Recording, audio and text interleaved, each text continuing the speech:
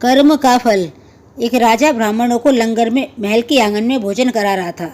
राजा का रसोइया खुले आंगन में भोजन पका रहा था। उसी समय एक चील अपने पंजे में एक जिंदा सांप को लेकर राजा के महल के ऊपर से गुजरी।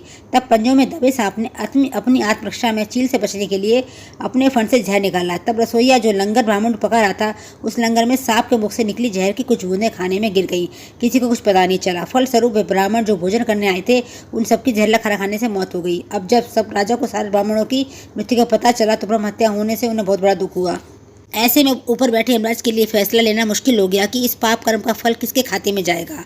राजा, जिसको पता ही नहीं था कि खाना जहरीला हो गया है, या रसोइया, जिसको पता ही नहीं था कि खाना बनाते समय वह जहरीला हो गया है, या वह चील जो जहरीला सांप लिए राजा के ऊपर से गुजरी, या वह सांप जिसने अपनी आत्मरक्षा में जहर निकाला। बहुत दिनों तक यह मामला यमराज की फाइल में अटका रहा। फिर कुछ समय बाद कुछ ब्राह्मण राजा से मिलने उस राज्य में आए और उन्होंने किसी महिला से महल का रास्ता पूछा। उस महिला ने महल का रास्ता तो बता दिया, पर रास्ता बताते नहीं के साथ साथ ब्राह्मणों से यह भी कह दिया कि देखो भाई, ज़रा ध्यान रखना, वह राजा आप जैसे ब्राह्मणों को खाने में जहर देकर मार देता है। बस जैसे ही उस महिला ने ये शब्द कहे, उसी समय यमराज ने फैसला ले लिया कि उन मृत ब्राह्मणों की मृत्यु के पाप का फल इस महिला के खाते में जाएगा और इसे उस पाप का फल भुगतना होगा। यमराज के दूतों ने पूछा, प्रभु ऐसा क्यों, जबकि उन मृत ब्राह्मणों की हत्या में उस महिला की कोई भूमिका ही नहीं थी।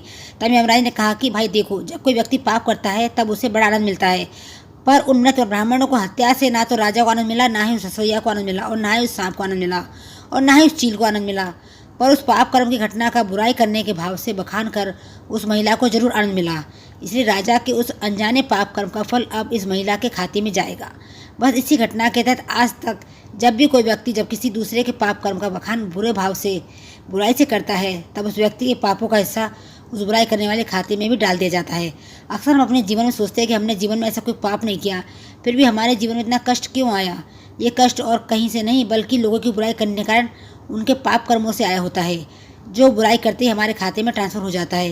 इसलिए दोस्तों, आज से ही संकल्प कर लें कि किसी के भी और किसी भी पाप कर्म का बखान बुरे भाव से कभी नहीं करना, यानी किसी की बुराई चुगली कभी नहीं करनी है। लेकिन यदि फिर भी हम ऐसा करते हैं तो हमें ही इसका फल आज नहीं तो कल ज़रूर भुगतना ही पड़ेगा। तो दोस्तों, आशा करती हूँ आपको ये कहानी ज़रूर अच्छी लगी होगी। अगर अच्छी लगी हो तो प्लीज़ चैनल को लाइक, सब्सक्राइब, शेयर करना ना भूलें। कहानी सुनने के लिए आपका बहुत बहुत धन्यवाद।